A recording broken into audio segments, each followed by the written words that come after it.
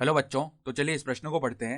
यदि a बराबर आव्यूह 2x 0 x x तथा a इनवर्स बराबर आव्यूह 1 0 -1 2, तब सिद्ध कीजिए कि x बराबर 1/2। तो यहाँ पर देखो, हमें a और a इनवर्स का मान बताया हुआ है, तो हमें सिद्ध करना है कि x का मान 1/2 आएगा।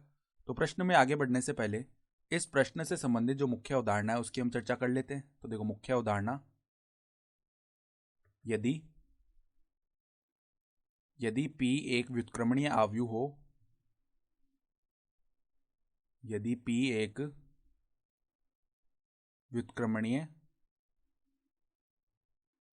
आव्यूह हो, तो यहां से जो p गुणा p इनवर्स का मान आता है वो i के बराबर आता है, जहां पर i क्या होता है, इकाई आव्यूह होता है।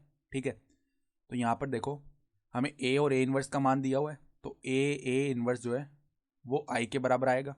ठीक है, तो यहाँ पे गुणा कर लेते हैं। देखो, a का मान क्या है, 2x 0 x x, गुणा में a इनवर्स का मान क्या है, 1 0 -1 2। ये किसके बराबर आना चाहिए, i, अर्थात इकाई आव्यूह। तो 1 0 0 1, ये होता है 2 गुणा 2 का इकाई आव्यूह। तो गुणा कैसे करेंगे, जो a की पहली पंक्ति है उसको हम पहले a इनवर्स के पहले स्तंभ से गुणा करेंगे, संगत अवयव गुणाओं के योग हो जाएंगे। तो 2x गुणा हुआ 1 के साथ तो 2x, फिर देखो 0 गुणा होगा -1 के साथ तो प्लस में 0। ठीक है, फिर 2x गुणा होगा देखो दूसरे स्तंभ से। ठीक है, ये जो पहली पंक्ति अब दूसरे स्तंभ से गुणा कर रहे हैं, तो 2x 0 से गुणा होगा तो 0 आ गया। फिर 0 देखो 2 से गुणा होगा तो प्लस में 0 आ जाएगा। फिर देखो x गुणा होगा 1 के साथ तो x आ गया, फिर x गुणा होगा -1 के साथ तो -x आ गया।